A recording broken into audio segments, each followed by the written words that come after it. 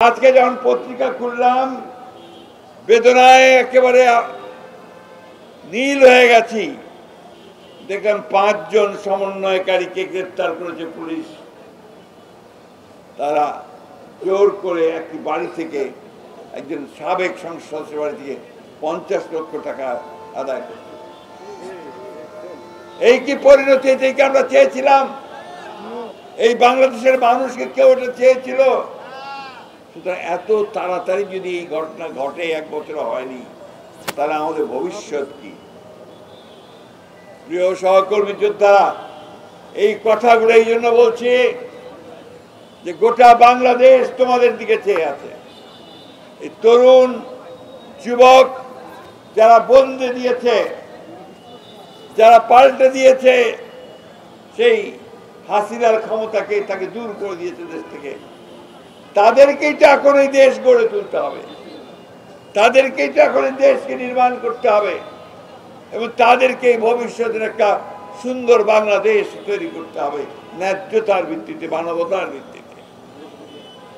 দুঃখ হয় আমাদের যখন আমরা দেখি যে 1 বছর সময়ের মধ্যেও প্রাণ UHT মিল্ক, শুদ্ধতায় ও মমতায় সবসময় সেরা স্বাদে।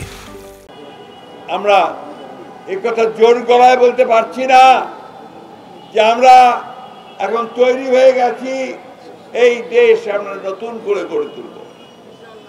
আমাদের নেতা তারেক রহমান সাহেব সেই সুদূরে দিন রাত 24 ঘন্টা তিনি আমাদেরকে নির্দেশ দিয়েছেন, সংগঠিত করবার চেষ্টা করেছেন, আমাদেরকে আন্দোলনে নামিয়ে এই আন্দোলন জয় করে এখন তিনি চিন্তা করছেন, কাজ করছেন যে এই বাংলাদেশকে কি করে গড়ে তোলা যায়।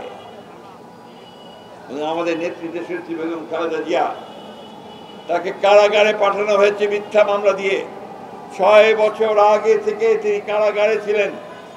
সেই পরিত্যক্ত কারাগারের একটা অন্ধকার প্রকোষ্ঠে শুধু নয়, সুয়েরেজ প্যাসেজের একটা ঘরের মধ্যে তাকে রাখা হয়েছিল। এই কথাগুলো এখন কেউ বলে না। কই আমাদের সাংবাদিক ভাইরা তো বেগম খালেদা জিয়ার এই বিষয়গুলো নিয়ে তারা প্রোগ্রাম করছেন না। আমি অনুরোধ করব দয়া করে এই মহিষী মহিলা, যিনি বাংলাদেশে গণতন্ত্র প্রতিষ্ঠার জন্য তার সর্বস্ব ত্যাগ করেছেন, তাকে নিয়ে আপনারা কথা বলুন।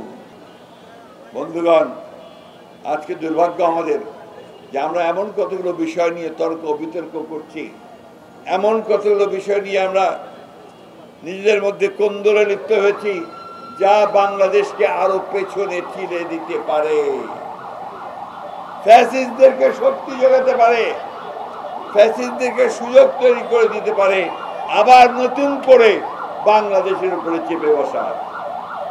আমি এই কথাগুলো এই জন্য আজকে বলছি, এখানে যারা আছে সব আমাদের সামনের সারির যোদ্ধা, তারা আমাদের ভবিষ্যৎ, তারা আমাদের ভবিষ্যৎকে নেতৃত্ব দেবে। বন্ধুগণ,